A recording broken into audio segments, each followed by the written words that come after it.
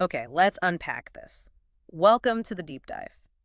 Today, we're diving into a topic that, well, it feels incredibly immediate for so many, especially if you're anywhere near a city like Seoul. We're talking about the seemingly relentless climb of housing prices. Yeah, it's a big one. We got some fascinating material here, mainly an excerpt from a South Korean article, Money Supply and Seoul Housing Prices.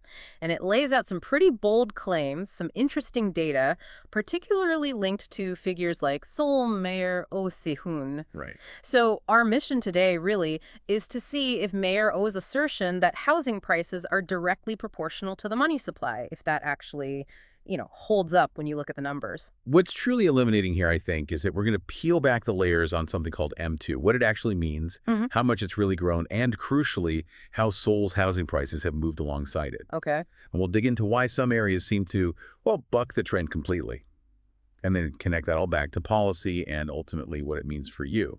And this is where it gets really interesting because, yeah, there's a general trend, but then there's this specific area in Seoul. Mm, It just blows the trend out of the water, reveals some surprising stuff about market distortions, asset polarization, maybe. exactly. So let's start with the core claim.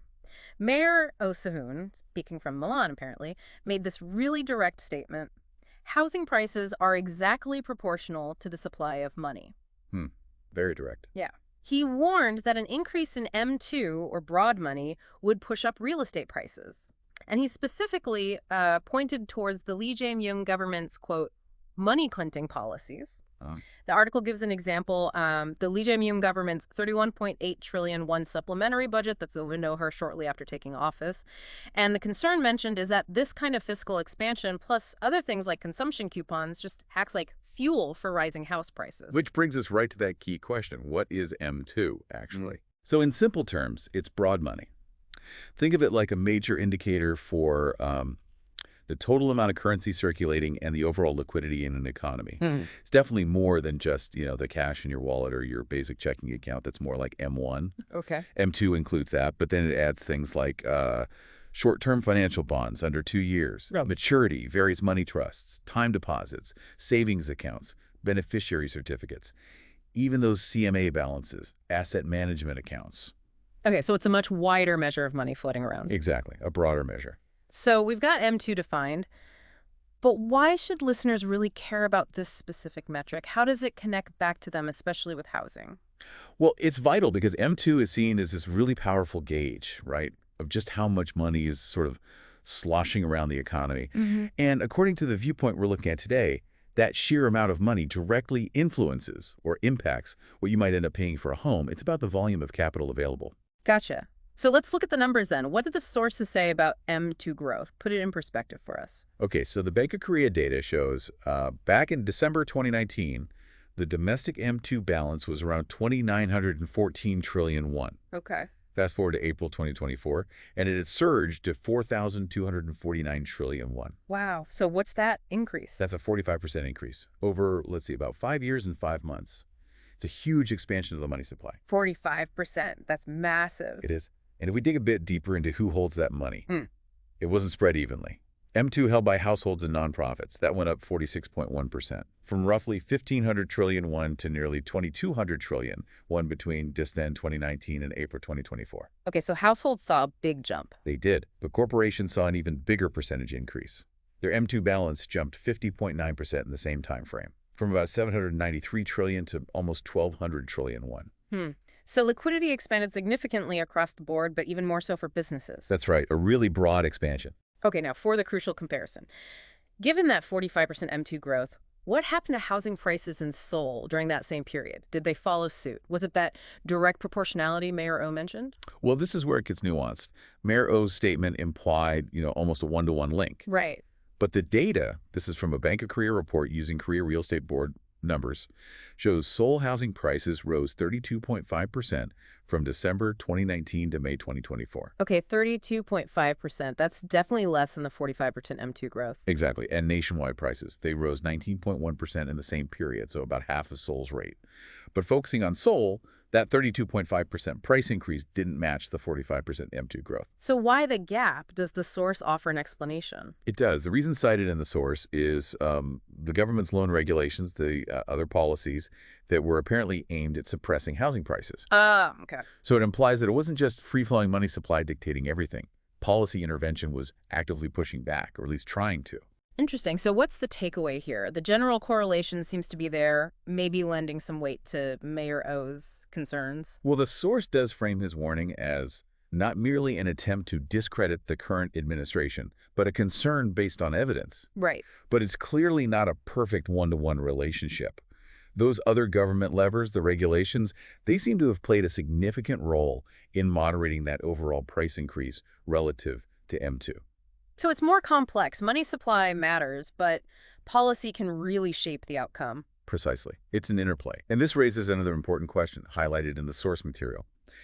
What happens when you have this mix of policies? Expanding the money supply with fiscal policy, but also tightening loan regulations. Yeah. What are the consequences? The concern raised is that this combination can lead to, quote, sole housing price distortion and a deepened asset polarization. Polarization. How does that work? Well, think about it like this. For people who already own homes, these expansionary fiscal policies might devalue the currency a bit, right? But rising house prices act as an inflation hedge for them. So they're potentially protected or even benefit. Okay, homeowners have a shield. Kind of. But for non-homeowners, those loan regulations make it harder and harder to actually buy a home. So they don't have that inflation hedge. The worry expressed in the source is that they could effectively get poorer over time because the value of their cash savings erodes with inflation, but they can't access the appreciating asset, the house. So it's like a game where some players get a shield against inflation and others are just left exposed. That's a stark picture. It is. It suggests these policies could widen the wealth gap. And then comes Gangnam. This is where it gets really interesting, right? Because the source points out Gangnam prices didn't just match M2 growth, they blew past it. Way past it. Yeah, this is the major exception highlighted. While Seoul overall lagged M2 growth, Gangnam prices significantly exceeded that 45% M2 surge. And there are specific examples. Oh, yeah. Really striking ones. Banpodong's Acro River Park, a 34 Pyong apartment, apparently jumped 84%.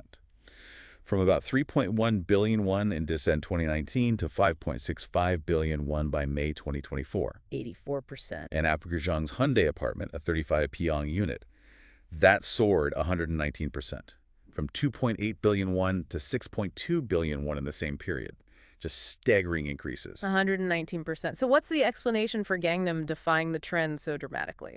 According to the source, anyway. Well, the source attributes this Gangnam phenomenon to a couple of main things. First, again, those continuous expansionary fiscal policies during the previous Moon Jae administration are mentioned. Okay. But also, critically, regulations that targeted multi-homeowners during that time. Apparently, this led to a strong market preference for owning just one really good house, the so-called Yeonjae. Ah, the one good house strategy. Exactly. And market participants with capital saw this as a rational choice, concentrating demand on the most desirable areas, like Gangnam. So regulations intended to curb speculation might have actually supercharged prices in the most sought-after locations. That's the implication drawn. This phenomenon, the source notes, has led the opposition to claim that the previous government's real estate policy failures effectively made Gangnam housing prices unreachable. Shock. Wow. So even within the broader trends of money supply and regulation, these specific market behaviors and perhaps unintended policy consequences can create these incredible divergences, these unreachable price points. It really shows how complex these market dynamics can be. Now, moving beyond the pure economics, this whole situation obviously has major political ripples, doesn't it? Especially for Mayor Oh Se-hoon, who the article mentions is reportedly looking at a fifth term. It's described as a double-edged sword for him. Yeah, that's a good way to put it. Let's look at both sides, impartially, based on the source. So Blade 1, potentially negative for Oh. If the blame for rising house prices gets pinned more on Seoul City, his administration, that could politically help the current ruling party, Lee Jae-myung's party, in the upcoming local elections next June. Okay. The source mentions criticism from ruling party supporters about what they call Oh's seesaw actions, like changing rules on land transaction permit zones, leading to accusations like, quote, Oh Se-hoon's small ball raising real estate prices. Right, so shifting blame onto the city administration. That's one edge. Now the other edge, Blade 2, Potentially positive for, if the historical pattern noted in the source, housing prices rising under progressive governments, holds true again, and if public criticism starts mounting against the Lee Jae-myung government over housing costs, Then it could swing back in Oh's favor. it could create a more favorable situation for him, politically speaking. It really highlights how this economic data becomes a political football. Absolutely. It's the narrative that gets built around the numbers. Exactly. The core facts about M2 and prices are there, but who gets the credit or blame can shift dramatically depending on the political spin. So, given these political pressures, how does Mayer defend his record? What's his counter-narrative, according to the source? His focus, as presented in the material, is squarely on housing supply. He seems to be building a narrative around revitalizing supply. Oh, He apparently characterized the previous administration, under Park Won-soon, as a dark age for housing supply, saying it was in a dying state. Strong words. yeah. And he claims his administration performed CPR on housing supply for 4 years. He specifically points to inventing the speedy integrated planning method designed to accelerate housing projects. So, his argument is, we're fixing the supply problem. Essentially, yes. Yeah. He expresses a belief that citizens will recognize these efforts to boost supply over time. It's a classic supply-side argument positioned against the demand-side pressures we've been discussing. Right. So, bringing this all together, what does it really mean? We've looked at the data, the claims, the outliers. Well, I think it's clear that while there's definitely a correlation between the money supply, M2, and housing prices in a place like Seoul, it's far from that simple, direct, one-to-one relationship that was initially suggested. Yeah, much more complicated. Government policies like those loan regulations, they can clearly temper the overall trend. They act as a brake, or maybe a distorting lens sometimes. And then you have these specific market dynamics, like the one good house phenomenon in Gangnam, creating these dramatic outliers, these pockets of extreme price growth. Exactly. It shows the limits of broad macroeconomic levers when faced with specific market behavior and targeted policies. And this really raises an important question, I think, for you, the listener, to consider. How do these seemingly contradictory policy goals, trying to boost the economy by expanding money supply, while also trying to cool the housing market by tightening lending, how do they actually play out? What are the real-world consequences? Because it seems one major outcome highlighted by the source isn't just market effects, but this potential deepening of asset inequality, that growing gap between property owners and those struggling to even get on the ladder. So thinking about that, what really stands out to you from our discussion today? How might this complex dance between huge economic forces like money supply and very specific policy choices actually shape the city you live in or your own financial future? It's definitely a powerful reminder, isn't it, that those big, abstract macroeconomic decisions discussed in reports and news articles, they have very real, very tangible micro-level impacts on everyday life, on your life, and the lives of everyone around you. Something to keep thinking about. We certainly encourage you to continue your own deep dives.